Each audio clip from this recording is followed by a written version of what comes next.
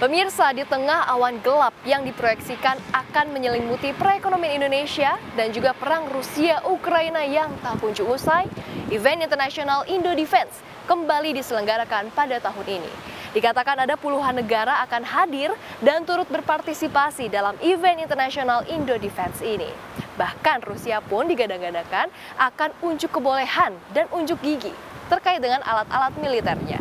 Lantas sudah sejauh apa kesiapan dari event Indo Defense yang sempat tertunda selama 4 tahun karena pandemi COVID-19? Untuk mengetahui jawabannya, ikuti terus liputan saya kali ini bersama dengan saya, Bunga Cinka, dan juru kamera Indra Riantoro dan Ridwan Hakiki. Berikut ini.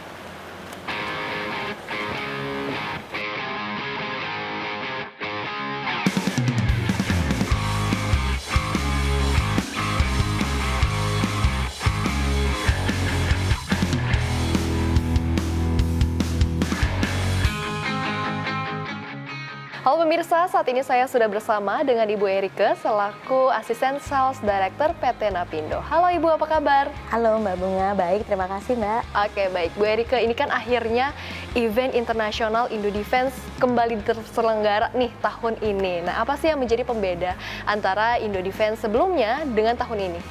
Ya, betul Mbak, ini setelah kita menanti, setelah kena pandemi juga ya, kita skip satu edisi di tahun 2020. Antusiasme dari peserta dalam dan luar negeri ini luar biasa, dan tahun ini yang berbeda adalah bukan cuma di G-Expo Kemayoran. Biasanya tempat pameran kita dari 2004 selalu di Kemayoran. Ini kita extend tempat untuk mendisplay pesawat terbang, kapabilitas untuk udara kita di Halim Perdana Kusuma Airport.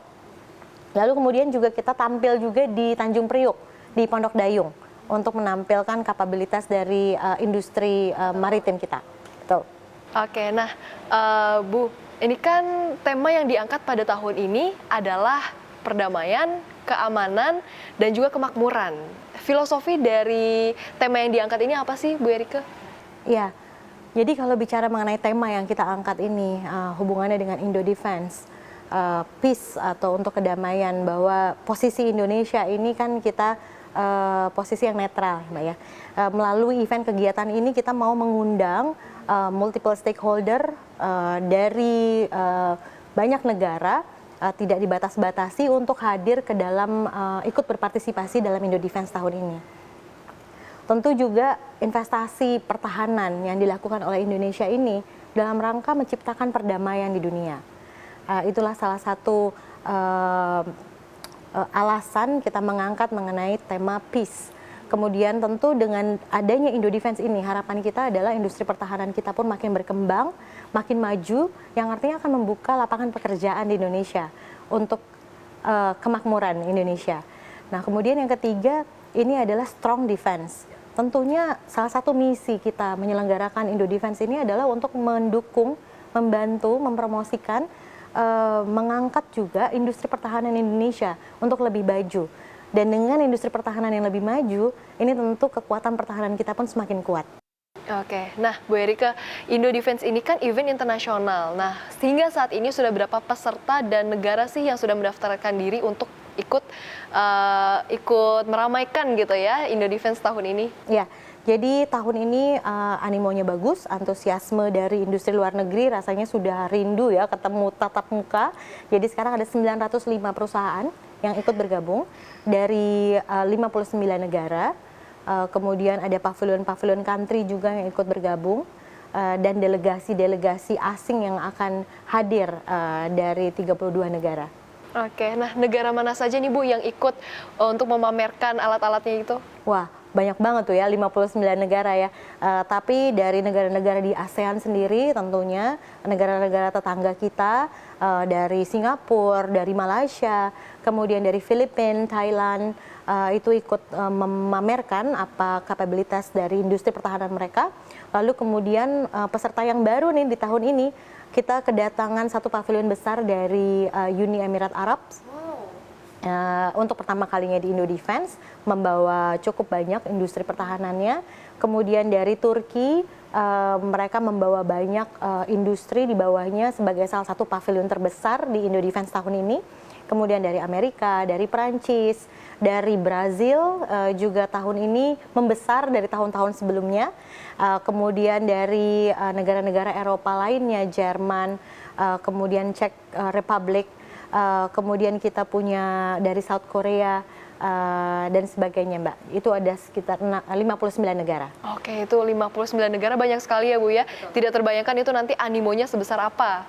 Oke, nah Bu Erika, apa saja yang nantinya akan dipamerkan dalam Indo Defense 2022 ini, Bu Erika? Iya, yang dipamerkan banyak sekali, mulai dari tentu dari industri pertahanan kita sendiri, tadi mungkin dari PTDI menampilkan inovasi terbaru, dari produk-produk inovasi baru PT Dirgantara Indonesia, dari Defense ID, ini adalah holding company yang baru dibentuk di Indonesia, kemudian dari PT PAL, Dahana, LEN, kemudian juga dari beberapa kapal yang akan ditampilkan di Pondok Dayung, itu ada kapal rumah sakit, lalu kemudian ada trimaran, golok, kemudian kita juga menampilkan beberapa pesawat terbang juga yang akan ditampilkan di Halim Perdana Kusuma Airport.